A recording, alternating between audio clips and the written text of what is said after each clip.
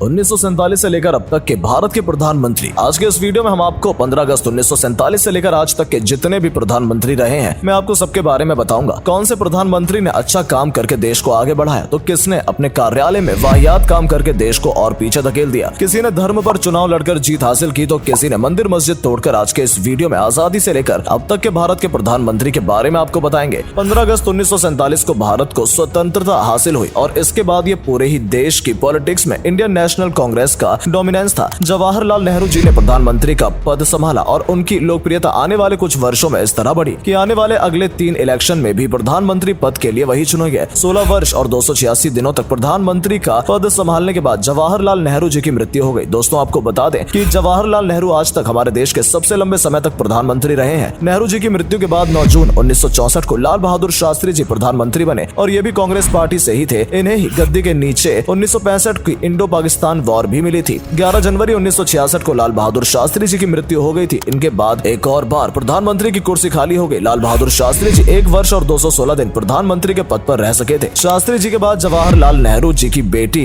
इंदिरा गांधी प्रधानमंत्री बनी। इंदिरा गांधी हमारे देश की पहली महिला प्रधानमंत्री रही। इंदिरा गांधी लगातार 3 चुनावों के लिए प्रधानमंत्री के तौर पर चुनी गई थी। 11 वर्ष 59 दिन तक इंदिरा गांधी प्रधानमंत्री रही और इस समय पर देश के बड़े बड़े इवेंट्स हुए और इनमें से सबसे बड़ा इवेंट था 1971 में हुई इंडियन पाकिस्तान वॉर। इंदिरा गांधी के टर्म में ही भारत का पहला न्यूक्लियर टेस्ट पोखरान में करवाया गया था। 1975 में देश की हालत कुछ इस तरह से बदली कि देश में इमरजेंसी जारी कर दी गई। ये दौर देश के जनता के लिए बहुत मुश्किल साबित हुआ। 1977 में इमरजेंसी हटाई गई थी और फिर से इलेक्शन कराए गए थे। इस बार देश की सबसे बड़ी पार्टी ने कांग्रेस को हटाने का जिम्मा उठा लिया और वो इसमें सफल भी रही। इतने वर्ष तक चल रही कांग्रेस राज के बाद पहली बार किसी और पार्टी के नेता प्रधानमंत्री बनने वाले थे। भारतीय जनता पार्टी के मोरारजी देसाई को प्रधानमंत्री बनाया गया। 24 मई 1977 को उन्होंने कुर्सी संभालनी शुरू कर दी और 2 वर्ष 126 दिनों के बाद ही इस्तीफा दे दिया। इस्तीफा का कारण ये था कि उनकी सरकार इस समय अलग अलग पार्टी में सहयोग से बनी थी, यानी गठबंधन की सरकार, और अब उनकी पार्टी की विचारधारा आपस में टकराने लगी थी। इसलिए कुछ समय के बाद पावर में रहना और सब कुछ मैनेज करना उनके लिए मुश्किल हो गया था। इसके बाद चौधरी चरण सिंह, जो कि कांग्रेस में नहीं थे, फिर भी कांग्रेस ने उन्हें सपोर्ट करके प्रधानमंत्री बनाया। कांग्रेस ने जितनी तेजी से उन्हें अपनी सपोर्ट से ऊपर चढ़ाया था, उतनी तेजी से नीचे उतार दिया, जिसके कारण चौधरी चरण सिंह को इस्तीफा देना पड़ा। उसके बाद 1980 में मेजोरिटी के साथ कांग्रेस सत्ता में फिर से लौटी और इंदिरा गांधी चौथी बार प्रधानमंत्री बनी। करीब 4.5 साल तक प्रधानमंत्री बने रहने के बाद 31 अक्टूबर 1984 को इंदिरा गांधी की हत्या कर दी गई। इंदिरा गांधी के बाद उनके बेटे राजीव गांधी को प्रधानमंत्री बनाया गया। राजीव गांधी आज तक के भारत के सबसे कम उम्र वाले प्रधानमंत्री रहे। इस समय विश्वनाथ प्रताप सिंह, जो कि उस समय फाइनेंस मिनिस्टर हुआ करते थे, उन्हें कांग्रेस से निकाल दिया गया और फिर उन्होंने बाकी एंटी कांग्रेस पार्टी के साथ मिलकर जनता दल बनाई। इस समय पर राजीव गांधी के ऊपर करप्शन चार्जेस भी उठाए थे, जिस वजह से लोगों ने राजीव गांधी में अपना कॉन्फिडेंस खो दिया। 1989 में एक और बार इलेक्शन हुए, जिसमें जनता दल ने भारतीय जनता पार्टी को और कुछ और पार्टी के साथ मिलकर सरकार बनाई, जिसके तहत विश्वनाथ प्रताप सिंह को प्रधानमंत्री बनाया गया। विश्वनाथ प्रताप सिंह की बनाई सरकार में आपस में बहुत डिफरेंस बढ़ गए थे, जिससे सरकार में स्टेबिलिटी नहीं बन पा रही थी। जब विश्वनाथ प्रताप सिंह बीजेपी मेंबर लाल कृष्णा आडवाणी को अरेस्ट करवाने के ऑर्डर दे चुके थे, इससे बीजेपी उनसे नाराज हो गई थी, जिसकी वजह से उन्होंने अपना पॉलिटिकल सपोर्ट हटा दिया और उसके बाद तो हालात और भी बिगड़ गए। विश्वनाथ प्रताप सिंह को प्रधानमंत्री की पोस्ट रिजाइन करनी पड़ी। जिस तेजी से ये पार्टी नीचे जा रही थी, उसी तेजी से उस समय के होम मिनिस्टर चंद्रशेखर की बनाई समाजवादी पार्टी ऊपर आ गई थी और उन्होंने 64 एमपी के साथ मिलकर पार्टी को शुरू किया। कांग्रेस के सपोर्ट के साथ समाजवादी पार्टी सत्ता में आई और चंद्रशेखर को प्रधानमंत्री बनाया गया। 1 साल से भी कम समय में कांग्रेस ने अपना सपोर्ट हटा लिया, जिसकी वजह से अब पार्टी बिगड़ गई और उसके बाद 1991 में इलेक्शन शुरू हुए, जिसमें कांग्रेस पीवी नरसिम्हा राव के लीडरशिप में आ गई और पीवी नरसिम्हा राव प्रधानमंत्री बन गए। नरसिम्हा राव पहले प्रधानमंत्री थे जो साउथ इंडिया के रहने वाले थे। सोवियत यूनियन के खत्म होने के बाद इंडिया की इकोनॉमी की हालत खराब हो गई और इस समय इकोनॉमी में कुछ बड़े बदलाव करने की जरूरत थी। उस समय नरसिम्हा राव ने मनमोहन सिंह के साथ मिलकर कुछ बड़े डिसीजन लिए, जिनसे हमारे देश की इकोनॉमी को बहुत फायदा हुआ। नरसिम्हा राव नेहरू गांधी की फैमिली से नहीं थे, क्योंकि इससे पहले नेहरू गांधी की फैमिली के अलावा कोई और अपना 5 वर्ष का कार्यकाल पूरा नहीं कर पाया था। लेकिन फिर भी नरसिम्हा राव ने पूरे 5 सालों का ऑफिस स्टैम्प कंप्लीट किया। इसके बाद अगले 3 सालों में 4 बार प्रधानमंत्री बदल गए। शुरुआत की गई अटल बिहारी वाजपेयी से। ये सिर्फ 19 दिनों तक प्रधानमंत्री रह सके थे। फिर HD देवे गौड़ा आए, जो कि 324 दिनों के लिए प्रधानमंत्री रहे और फिर आए इंदर कुमार गुजराल, जिन्होंने 332 दिनों तक प्रधानमंत्री की कुर्सी संभाली और इसके बाद फिर से भारतीय जनता पार्टी की सरकार बनी और अटल बिहारी वाजपेयी बने प्रधानमंत्री। 1998 में बनी सरकार ने कुछ मुख्य कदम उठाए, जो उन्होंने पोखरान 5 अंडरग्राउंड न्यूक्लियर एक्सपोज करा। ऐसा करने से यूएस जैसे वेस्टर्न कंट्री भी खुश नहीं थी और इसी वजह से उन्होंने इंडिया पर कुछ इकोनॉमी सेक्शंस लगाने की कोशिश की, पर उस समय पर इंडिया के पास रशिया ने फ्रांस जैसी कंट्रीज का सपोर्ट था, जिस वजह से सैंक्शन सफल नहीं हो सके। और इस समय पर ऑल इंडिया अन्ना पार्टी ने बीजेपी से अपना सपोर्ट हटा दिया, जिस वजह से अटल बिहारी वाजपेयी की सरकार बिखर गई। इस समय पर पाकिस्तान के साथ कारगिल वॉर भी शुरू हो गया और देश की इकोनॉमी डाउन जा रही थी। इसके बाद 1999 में फिर इलेक्शन हुए, जिसमें बीजेपी ने मेजोरिटी से अपनी सरकार बनाई और अटल बिहारी वाजपेयी फिर से प्रधानमंत्री बने। अटल बिहारी वाजपेयी ने इसके बाद इकोनॉमी के हित में कई निर्णय लिए, जिससे इकोनॉमी काफी हद तक संभल गई थी। भारत में पहले के मुकाबले काफी तेज सड़कें और हाईवे भी बनने शुरू हो गए थे। इस समय पर प्रधानमंत्री ग्राम सड़क योजना के तहत देश भर में सड़कों का निर्माण करा रहे थे। फिर 2002 गुजरात कम्युनल राइट्स हुए, जिसमें करीब 2000 से ज्यादा लोगों की डेथ हुई। उसके बावजूद भी अटल बिहारी वाजपेयी ने अपना स्टैंप पूरा किया और वैसा करने वाले वो पहले नॉन कांग्रेस प्राइम मिनिस्टर बने। 2004 में चुनाव हुए और अब कांग्रेस बीएसपी और एसपी की मदद से मेजोरिटी में सरकार बनाने में कामयाब हुई और मनमोहन सिंह को प्रधानमंत्री पद के लिए चुना गया। मनमोहन सिंह देश के पहले सिख प्रधानमंत्री बने। 2005 में right to information act pass कराया गया और इसे कई देश जैसे अफगानिस्तान, रशिया और कुछ और गल्फ कंट्री के साथ इस समय पर इंडिया के और अच्छे संबंध हो गए थे। 2009 में फिर इलेक्शन सामने आ गया और इस बार भी कांग्रेस सरकार बनाने में सफल रही। 5 साल बाद समय आया आज के सबसे यादगार चुनाव 2014 का। 2014 में भारतीय जनता पार्टी पहले से भी बहुत ज्यादा मजबूत तरीके से लौटी थी और उनकी पार्टी का चेहरा बने थे नरेंद्र मोदी। नरेंद्र मोदी जैसी लहर देश में कई दशकों के बाद दिखी थी। इसमें सबसे बड़ा योगदान इंटरनेट का भी साबित हुआ। नरेंद्र मोदी की कई योजनाएं सफल रही तो फेल भी हुई, पर एक बात निश्चित तौर पर कही जा सकती है कि जिस तरह से मोदी ने भारत को अंतर्राष्ट्रीय स्तर पर प्रोजेक्ट किया है, ऐसा कोई प्रधानमंत्री नहीं कर सका। देखना होगा कि 2024 में प्रधानमंत्री की कुर्सी कौन संभालेगा और अब देश की सरकार का रुख किस तरफ होगा।